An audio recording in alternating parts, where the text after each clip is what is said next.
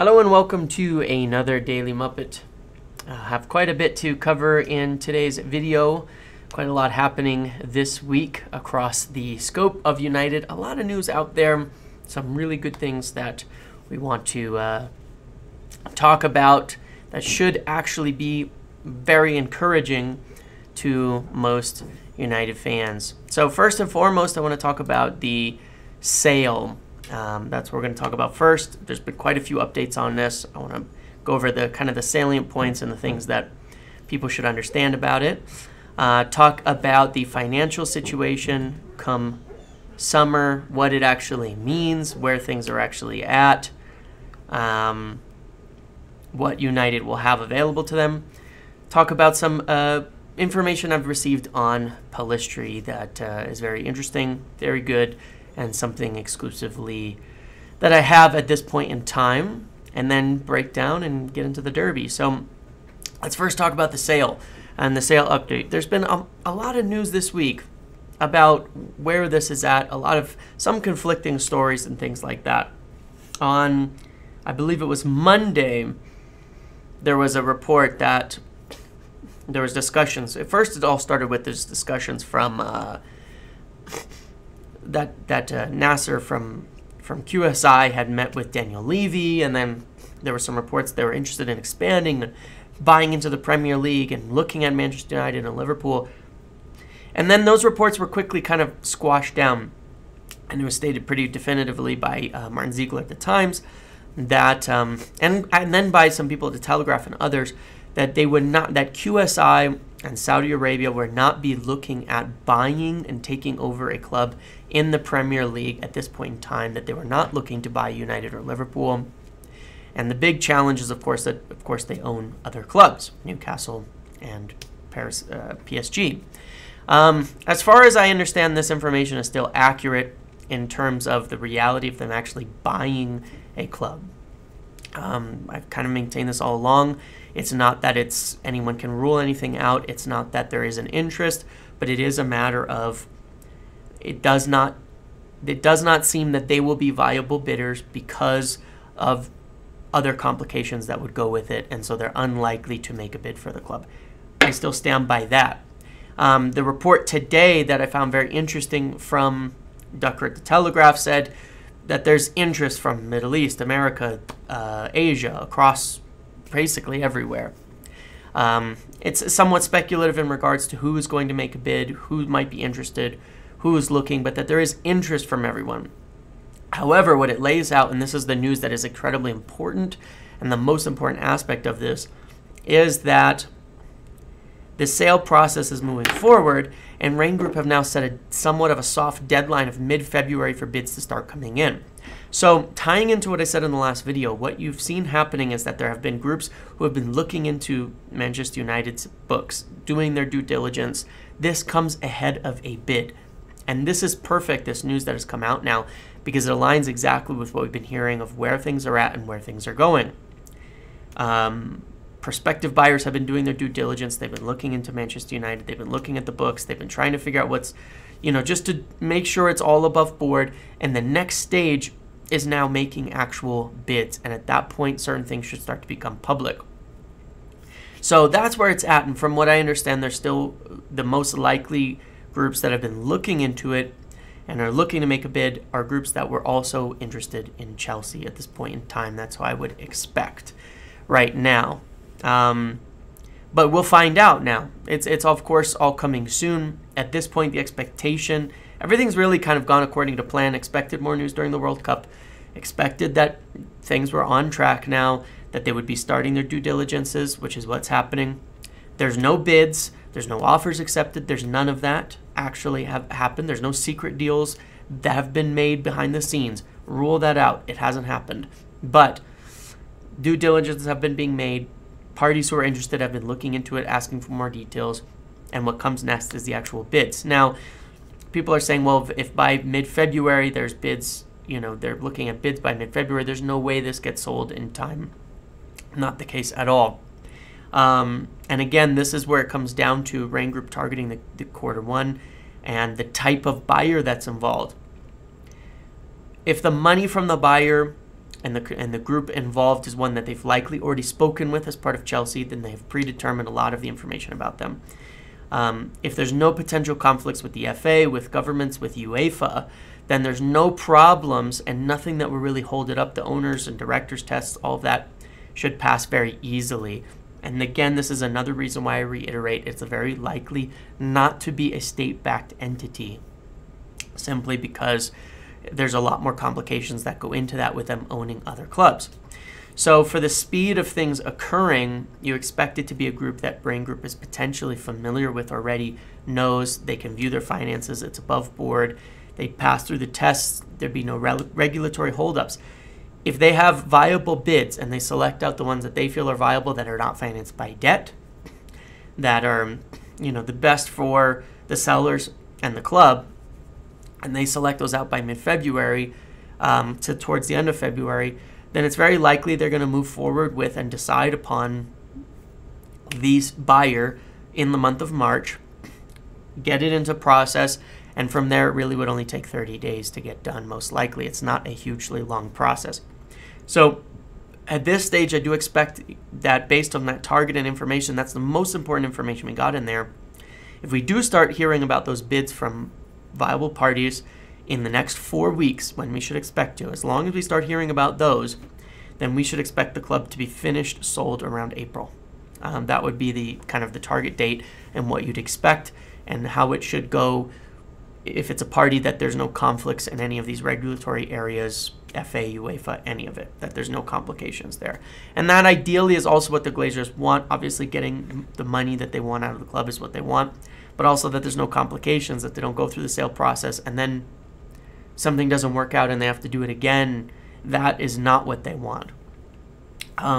There's some worry, because it's stated in the article and such, that maybe they only want partial investment. The issue has been for the longest time, and that is where the state-backed funds are looking. They're looking to do partial investment. That's where they're more interested in. And so there's some concerns, well, would they do that? But the main issue is that nobody seems to be interested in a partial investment in Manchester United where they don't have control of the club, because they do not trust the Glazer leadership and ownership. So that's why it's unlikely to happen. That's why they've had to move forward publicly with the sale. And the fact of the matter is, it seems like they've drawn the interest, all of the potential interested parties away from Liverpool, which was the goal with going public in the first place. So that's where that's at. Everything moving as it should. There are already groups who have been doing their due diligences that I would expect to be making bids over the next 4 weeks now. And I think it will come out once they do that. But it may come out more in a manner of, I still believe more in a manner of, XYZ party is making a bid for United and is under strong consideration by Raine Group. And it may not be a bunch of groups. It may end up being 1 or 2 that they end up making that kind of decision with, and that's what gets out there. So we'll see. But either way, we are moving forward. Things are progressing. The news, I only take it as a good thing that everything is going forward. And there's no ruling anything out. It's just a matter of logic and comparing what's out there and what I've heard in terms of what's most likely to happen and the outcome now. Now, in terms of summer finance, now there was another article from the Telegraph yesterday that I found much more inaccurate. To me, it wasn't. It's not a good article in one sense, and I'll explain why. Essentially, the article was about United summer finances and how even if the United is sold, they cannot or probably won't be able to spend on 2 big signings come summer due to cash constraints with the owed transfer budget, as well as the new regulatory spendings being put in place by UEFA, which includes caps on wages, all of that based on revenues. Now, I want to explain this in detail. The cap on revenue is where you cannot spend on wages and transfer fees. And to be clear on transfer fees, if you're spending 200 million in a summer, it's not 200 million. It's the amortized value. This means that 200 million is spread over the lifetime of over the contracts for the player's purchase. So if they're all in 5-year contracts, you'd have 40 million added to your amortized value. So you're basically carrying forward all this money from past years that you've spent on transfers how much is basically spread out year by year. It does kind of average out to your net spend over a 5-year period to be what that value is. But the point being, that amount plus your amount on wages and staff cannot be greater than, as of this season, 100%. As of next season, 90%. As of the following season, 80%. And as of the following season after that, 70%. So it gives you a graduated way to get down to this eventual cap of 70%. That wages, expenses, transfer fees, amortized, all of that cannot exceed your 70% of your revenue. And added to the revenue is all your revenues plus player sales that are over their amortized value. So it's all a little bit complicated from an accounting standpoint. Over time, it has to be diminished. But next year is 90%. And where I disagree with the article on 2 fronts is, one, it says there's $307 million in transfer fees owed. $130 million of that is gone by this summer. It was due within 12 months. That's one of the main reasons United are in such a financial bind right now. They have to pay $130 million of that $300 right now. So come summer, it's $170, which seems like a lot, but it's actually not that much when it's spread out over years. And at the same time, new owners come in, they could also be paying off transfer fees, paying off debts, doing all sorts of things as part of the purchase. You don't know what they're going to do, but it could leave United with a much better financial situation. Regardless of that, in terms of this cap, I did a bunch of kind of math on this, and without getting into detail, and I broke this down based off of United's financial reports, and here's the sort of the issue I have with it. This is all publicly available information. This information's out there. So an exclusive article, not to complain too much about the state of journalism, but an exclusive article that makes a claim like that, it's not an exclusive. It's an exclusive, it means it's being reported because someone said it. However, the data is available to anybody to look at themselves. And any accountant can look at it and draw conclusions. We have accountants in our Discord and things that I discuss this with, but it's all rather interesting. Essentially, the way that it looks like is this. Next year, if United have achieved Champions League, which is something necessary as part of this, it said they need to have Champions League and make a bunch of sales, and I contest the second part of that. With Champions League, United's expected revenue would be £640 million. Based on that 90% cap that's there for next season, they have to spend, they can spend up to £576 million on wages and amortized fees. At its absolute peak, with Ronaldo, with before Pogba left, before all these guys are gone, United's wages were at 384 and their amortized was about 120. So that totals 500. United have never been over 90%. United have never been over 85%. So moving into this season, based on what I can tell, moving into next year with the wages that were already cut from last summer, even including the new signings, with Ronaldo leaving, with this summer free agent departures, as well as David De Gea lowering his wages, before any purchases are made and before any sales are made, the wages are going to be somewhere in the range of 285 to 310, and the amortized purchases are going to be somewhere in the range of 118 million. So effectively, and again, this is kind of accounting math, so this is going to get confusing, United will have somewhere in the range of 150 million to spend. That doesn't mean total spend. That means that's what they can add to their books in terms of amortized value.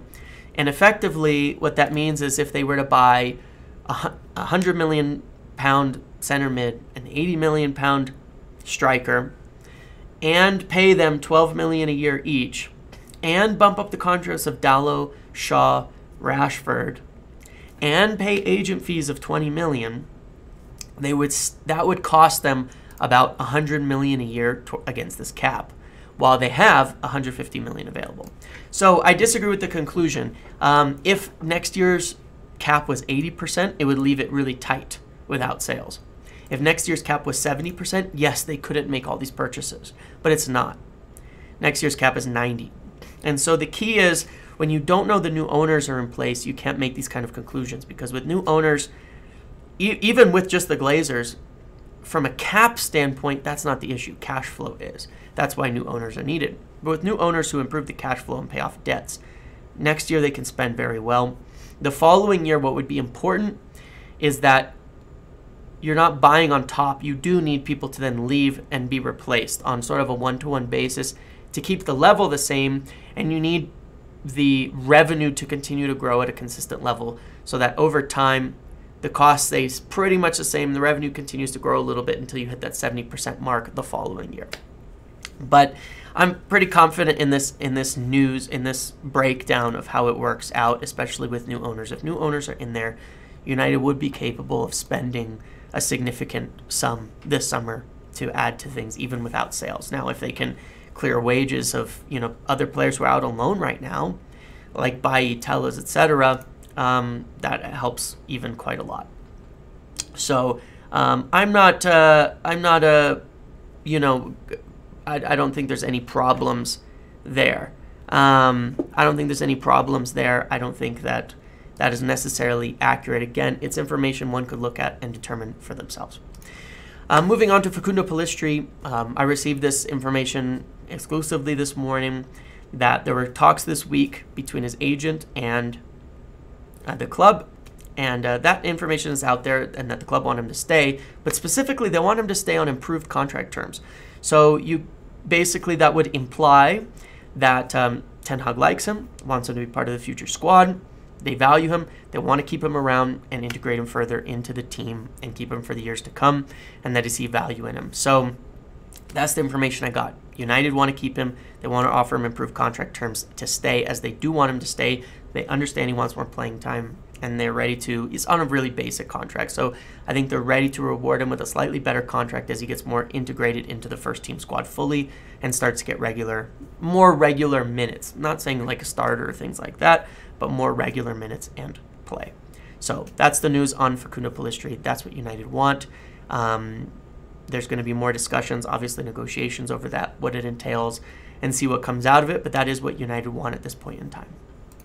Wout Weghorst, the signing is effectively done, but he's not registered in time. I do not have any information on his announcement, but he will not be playing this weekend per Erik ten Hag, and frankly, I wouldn't expect him to play that soon anyway.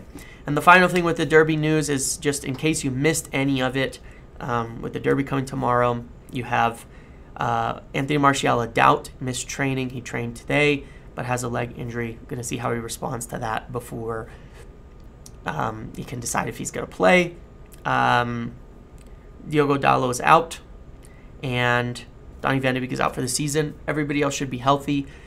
Personally, I would go with a strong lineup. Obviously Shaw, Lissandro, Varane, Wan-Bissaka with Dalot out. I would go Casemiro, Eriksen, Fred, Bruno with Antony and Rashford up top.